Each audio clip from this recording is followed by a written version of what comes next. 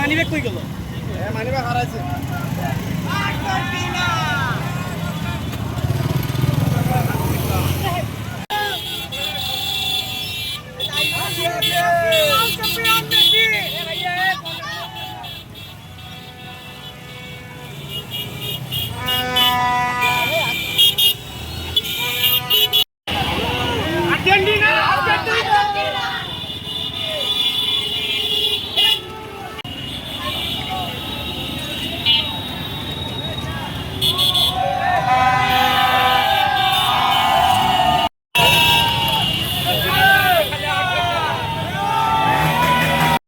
আমরা Argentina Gaibandha fans club, আমাদের fans ক্লাবের আয়োজনে আমরা বরাবরই র্যালির আয়োজন করে থাকি। এর আগেও আমরা 2টা র্যালি করছি স্বতঃস্ফূর্তভাবে, সুন্দরভাবে।